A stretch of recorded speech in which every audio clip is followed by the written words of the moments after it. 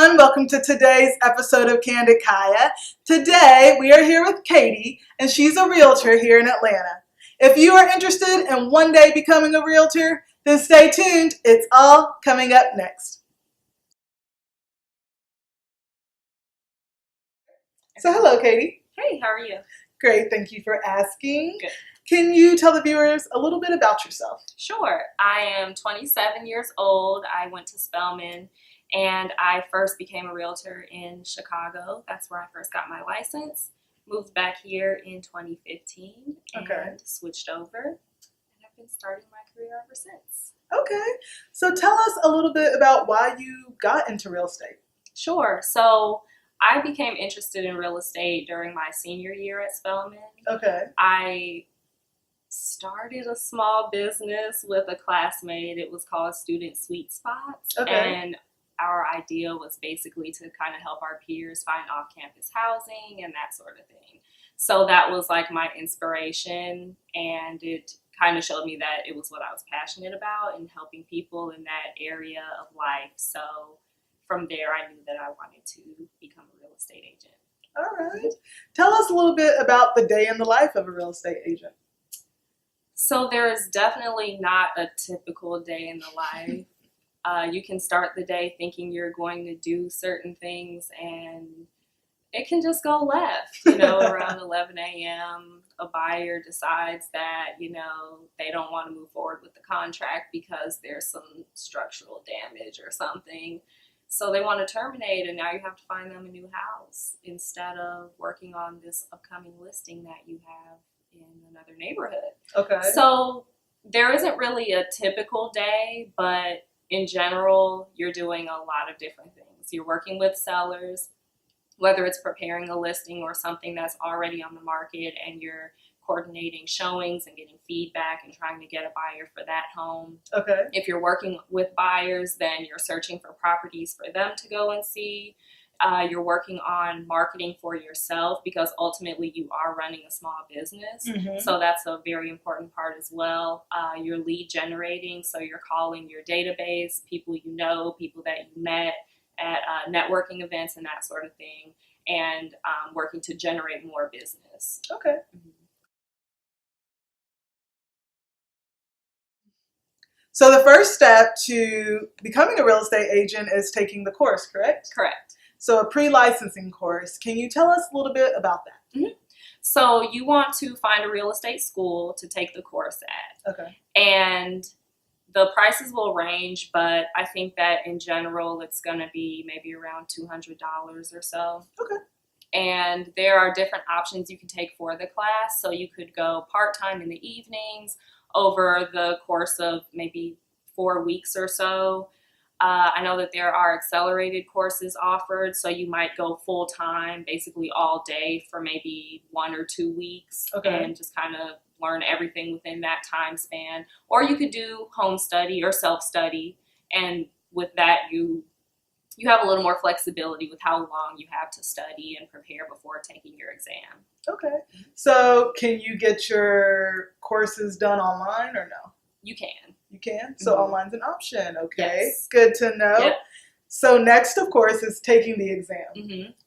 Tell us, how did you prepare for that? Okay, so I first got my license in Illinois. Okay. And I did a self-study course. So I basically had my textbook and my notebook, and I just took notes and made flashcards and everything, and I just worked through the chapters at my own pace. Okay. And once I completed that, I went to the real estate school and I took the exam.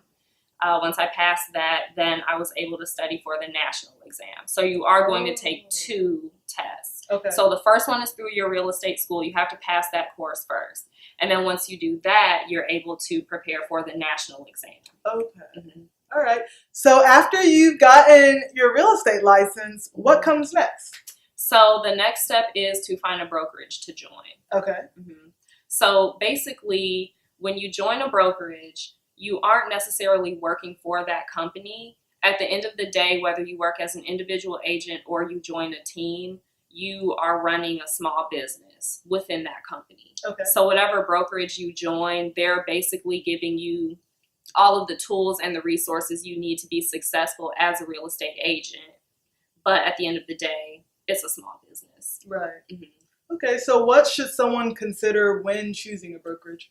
I think that it's really important to consider what you think you need to be successful. Some people will thrive with a smaller company, a smaller office. Some people may feel that they need a little bit more resources, more classes to take and things like that. And they might thrive better in that type of environment. So if you feel like that's something that you need, you might want to look at a company that offers more resources for you. Okay. If you think that you got it and you can handle it, you know, a small office might be better for you. It just really depends. But I would say definitely give that some serious thought and consider, you know, what is going to be best for you. And also think about other things such as like your commission split, your fees that you're paying the office, and those sort of things too.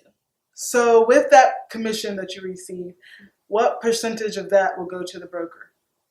So when you take that portion, your broker may take 30% and you keep 70%. Okay. They may take 20 and you keep 80. So that goes back to, you know, determining what you think the best structure is going to be for you financially too. Okay. All right. So clearly, the more expensive the house, the better the commission and the more money you will have in your pocket. Most likely. Okay. But then you have to keep in mind that you are paying taxes on this because it's a small business. You're a contractor. You're a business owner, basically.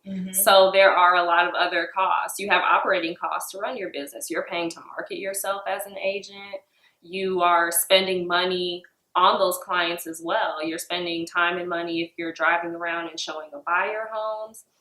You're spending money if you're listing a home. You might pay for a photographer to come in to do professional photography. You might pay a stager to come in. So there are other things that you have to keep in mind. And I think that sometimes a lot of people think, oh, agents make all this money. And it's like, you have to see the breakdown though, where these dollars go. So. Okay. All right. Good to know. Okay. So we found our brokerage. Now it's time to get some clients. Okay. So tell us a little bit about how your network has helped you.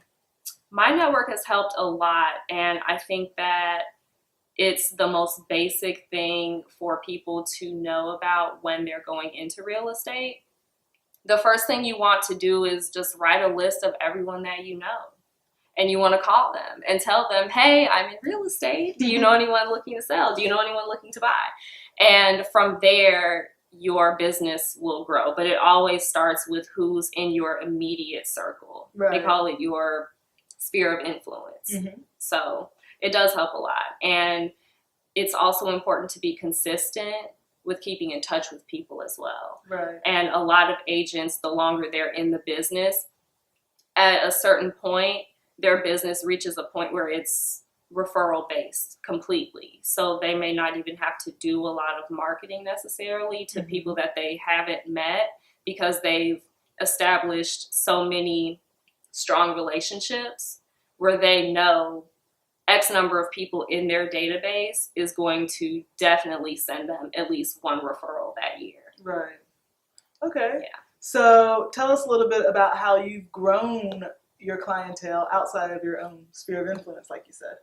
I would say going to networking events, joining different groups or something that you're already a part of, making it a point to talk about real estate. And it doesn't have to be so formal or, you know, just not genuine where you're just like, so do you know anyone who wants to buy a house? You know what I mean? But coming from an educational place maybe and just, you know, offering advice to people, offering help and that sort of thing. I think that's really important. And just kind of tapping into those different areas where you may not think that real estate has any correlation to it. Maybe you're a part of a church group or something. You could host a workshop there or a seminar, you know, for home buyers or home sellers or something like that. So I think that what you need to do is just find ways to be creative, but still be yourself when you're doing it. While you're selling houses, what is something that the realtor should keep in mind? I think that it's really important to have a consultation with your client. So In the beginning, you're most likely going to be working with buyers. That's most common. And then you'll get more into listings the more that you're working and the longer that you're in the industry. But I think that having a buyer's consultation is very important because you want to make sure that you clearly understand what their criteria is, what their time frame is, what are deal breakers for them.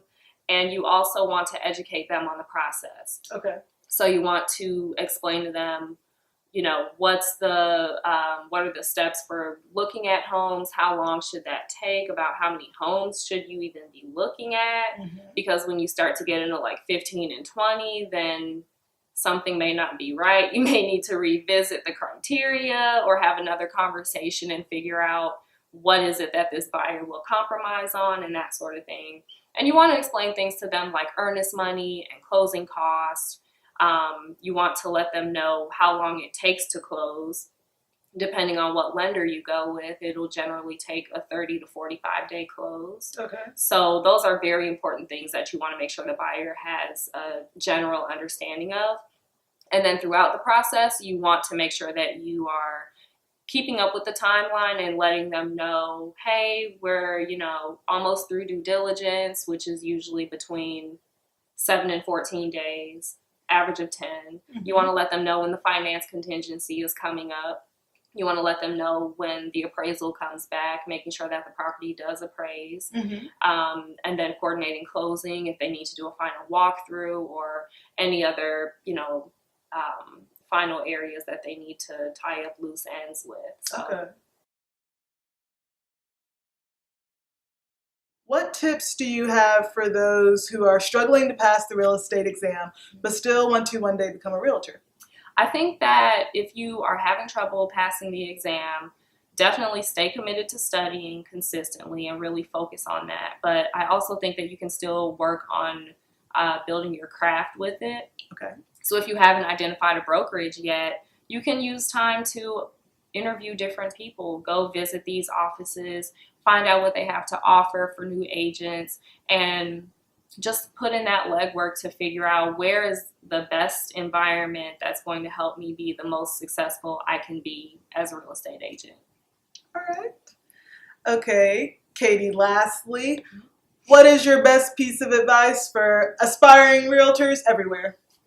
For aspiring realtors everywhere, I would say, and this is drilled into me a lot at Keller Williams, but it is to work your database. So if it's just a phone call, just checking in on someone, sending a note, thinking about you, sending a card over the holidays, whatever it may be, you want to just stay engaged with people, because when real estate does come up, they're going to think of you. Maybe they, don't want to buy just yet, or they don't want to sell, or they don't know anyone. You never know when that time is going to come up that they do come across someone who needs some help with real estate. Right. And so you want to be that person that's at the top of their mind. Well, Katie, thank you so much for coming on today's episode. No problem. Finish my sentence. Okay. As a realtor, I want my clients to know that I am very passionate about real estate, and I have been for several years now. And helping someone meet their real estate goals, whether that's investing in something, buying their first home, whatever it may be, it's the most fulfilling thing to me. So that's what keeps me going each day, no matter how difficult the client may be sometimes. Just kidding. But it's very fulfilling for me as a career. So that's what I want people to know. And that's the type of realtor I would like to have one day. Well, we hope that we've answered all your questions. If you have any questions or comments for Katie, just leave them below. Also, we hope that you buy your first house with Katie, so we have her information attached. All right, thank you all for tuning in, and we hope to see you next time.